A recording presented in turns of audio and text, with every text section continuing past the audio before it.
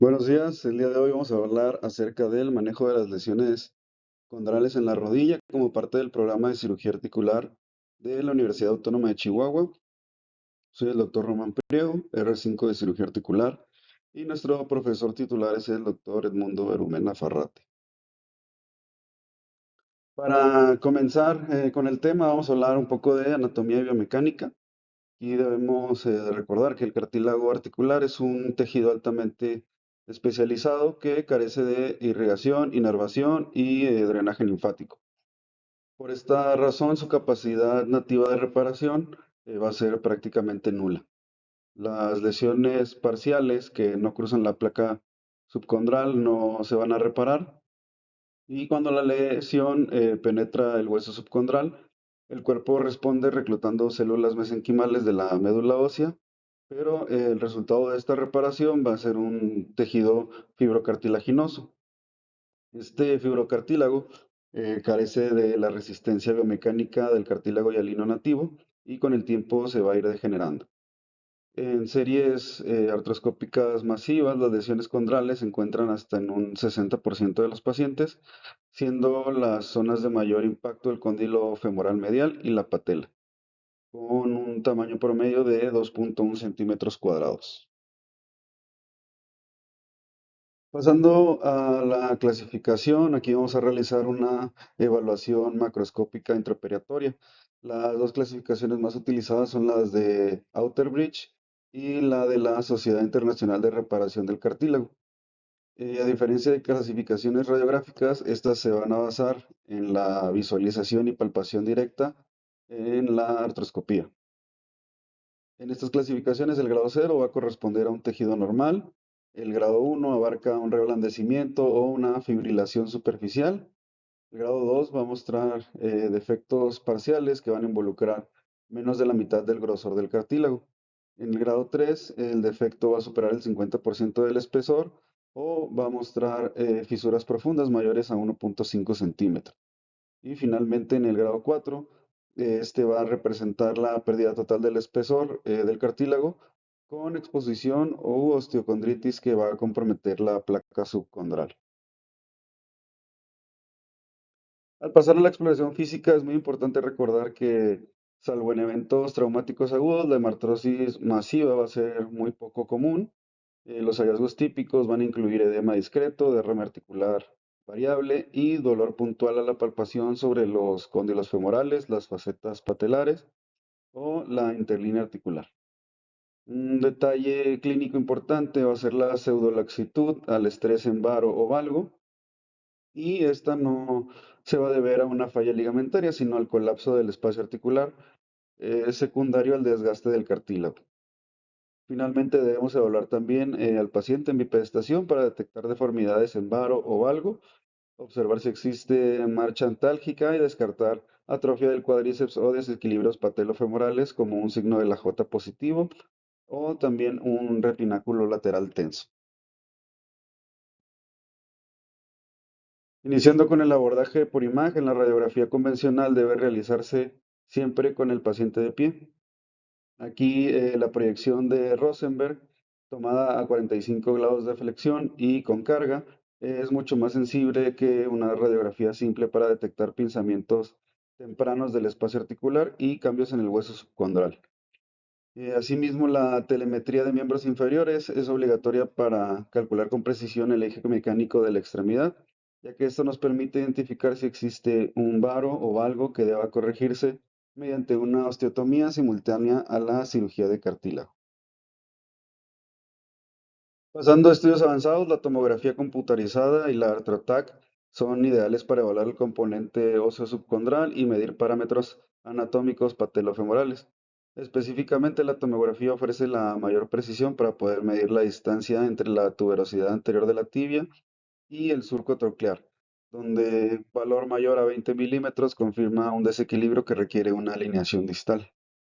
Y por su parte, la resonancia magnética es el estudio de elección fundamental, ya que nos va a permitir caracterizar con exactitud la profundidad y el área del defecto condral, además de evaluar los meniscos, los ligamentos y la presencia de edema en el hueso subcondral. Es importante también mencionar que al analizar los factores propios del paciente, la edad juega un papel determinante en la selección del procedimiento. Debido a la disminución progresiva de la reserva y actividad celular con el paso de los años, las técnicas de estimulación de médula ósea como las microfracturas pierden eficacia en pacientes mayores, ofreciendo sus mejores resultados en pacientes menores de 40 años. Sin embargo, técnicas de restauración más avanzadas como mosaicoplastía o los aloinjertos van a mantener tasas de éxito similares tanto en pacientes jóvenes como de mayor edad. Asimismo, la presentación varía según la madurez esquelética, ya que los adolescentes van a desarrollar con mayor frecuencia lesiones osteocondrales, mientras que en adultos predominan las lesiones condrales puras por la maduración de la capa calcificada.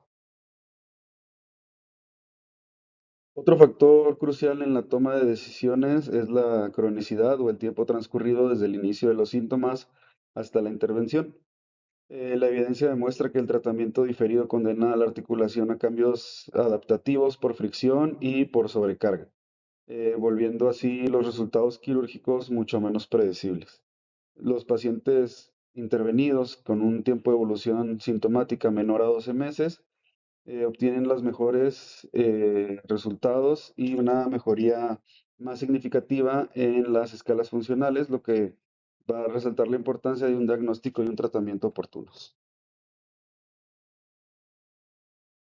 Y en cuanto a las opciones de tratamiento, al abordar el abanico de opciones que tenemos, el éxito o el fracaso va a depender de ponderar las características del defecto, así como las patologías concomitantes y la disposición del paciente para someterse a una rehabilitación prolongada.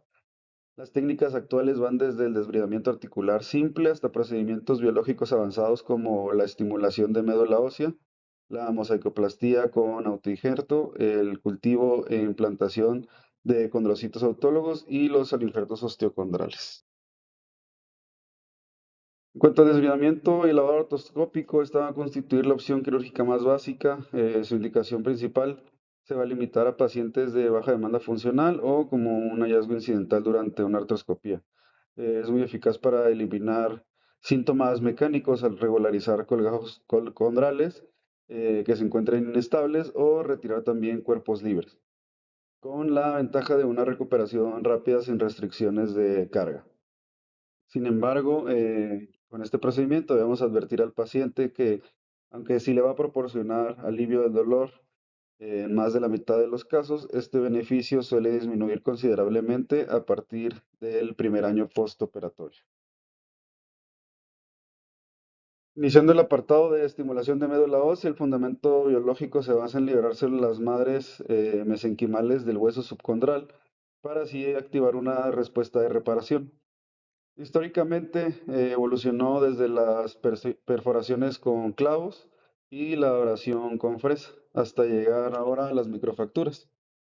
Esta técnica fue ideada específicamente para evitar la necrosis térmica ósea que produce la broca. El sangrado va a generar un coágulo de fibrina con elementos medulares que se remodela con el tiempo hacia un fibrocartílago, como ya mencionábamos previamente. Y al estar compuesto predominantemente por colágeno tipo 1 en lugar de tipo 2, presenta menor durabilidad y menor resistencia biomecánica frente a las fuerzas de fricción. Respecto a los detalles técnicos, debemos desviar el defecto hasta obtener un borde vertical firme y estable que contenga el coágulo, asegurando retirar la capa de cartílago calcificado. Las perforaciones deben alcanzar más de 6 milímetros de profundidad para asegurar un flujo medular adecuado. Y las principales ventajas son su naturaleza poco invasiva, baja demanda técnica y un bajo costo.